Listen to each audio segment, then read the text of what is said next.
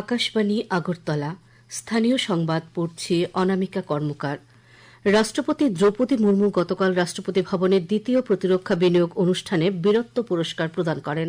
Air marshal Tarun Chowdhury, lieutenant general Neeraj Varshney, lieutenant general Vikash Rohella, lieutenant general Harbinder Singh Bhandra এবং lieutenant general মহেন্দর পাল সিংকে অতি বিশেষ সেবা পদক দেওয়া হয়েছে।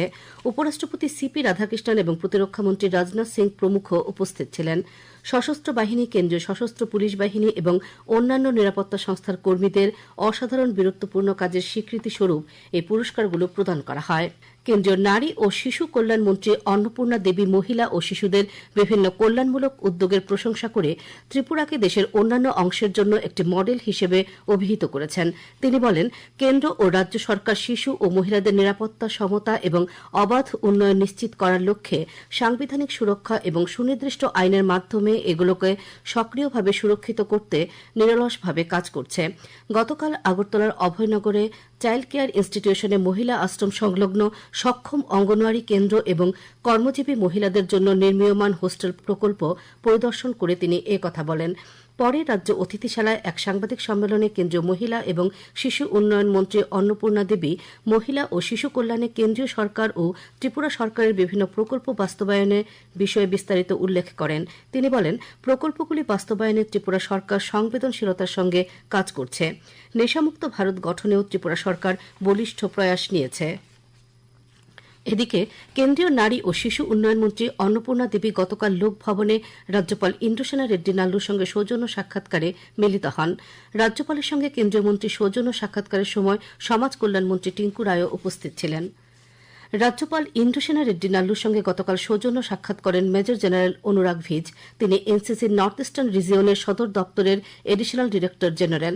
উত্তর পূর্বাঞ্চলে বিশেষ করে ত্রিপুরায় এনসিসির ভূমিকার বিষয়ে তিনি রাজ্যপালকে বিস্তারিত অবহিত করেন। ত্রিপুরার স্বাস্থ্য পরিকাঠামো আরও আধুনিক ও শক্তিশালী করতে গতকাল নয়াদিল্লিতে কেন্দ্রীয় স্বাস্থ্য ও পরিবার কল্যাণ মন্ত্রকের অতিরিক্ত সচিব এবং রাজ্যের স্বাস্থ্য সচিবের উপস্থিতিতে স্বাস্থ্য ও পরিবার কল্যাণ মন্ত্রক এবং ত্রিপুরা সরকারের স্বাস্থ্য ও পরিবার কল্যাণ দপ্তরের মধ্যে একটি সমঝোতাপত্র স্বাক্ষরিত হয়। এই চুক্তির মাধ্যমে রাজ্যে মোট 48টি এআই প্রযুক্তি সম্পন্ন portable hand held X ray পরিষেবা চালু করা হবে। তাছাড়া রাজ্যের 3টি জেলা হাসপাতালে বসানো হচ্ছে অত্যাধুনিক চিকিৎসা সরঞ্জাম। ধলাই, উত্তর ত্রিপুরা এবং গোমতী জেলা হাসপাতালে একটি করে 1.5 tesla MRI machine, digital mammography, tomosynthesis বসানো হবে। মুখ্যমন্ত্রী অধ্যাপক ডাক্তার মানিক সাহা গতকাল সামাজিক মাধ্যমে এর জন্য প্রধানমন্ত্রী নরেন্দ্র মোদী ও কেন্দ্রীয় স্বাস্থ্যমন্ত্রী জেপি নাড্ডাকে ধন্যবাদ জানিয়েছেন। 3 দিনব্যাপী ত্রিপুরা গ্লোবাল পাইনঅ্যাপল ফেস্টিভ্যাল 2026 গতকাল নয়াদিল্লিতে সমাপ্ত হয়েছে।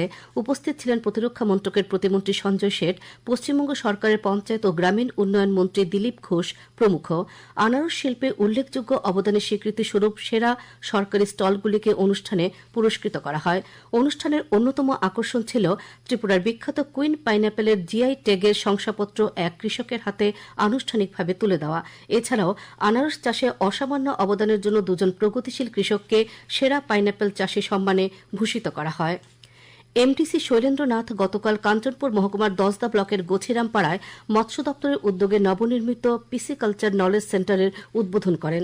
তিনি বলেন, এই সেন্টারটি মৎস্য চাষীদের আধুনিক প্রযুক্তি ও বৈজ্ঞানিক জ্ঞান অর্জনের সুযোগ সৃষ্টির পাশাপাশি নিয়মিত প্রশিক্ষণ, প্রযুক্তিগত সহায়তা এবং মাটি ও জল পরীক্ষার মাধ্যমে মাছের উৎপাদন বৃদ্ধি এবং 10দা ব্লকের সামগ্রিক আর্থসামাজিক উন্নয়নে গুরুত্বপূর্ণ ভূমিকা পালন করবে।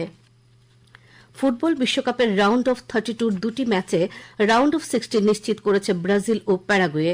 প্রথম ম্যাচে জাপানকে হারিয়ে জয় পায় ব্রাজিল।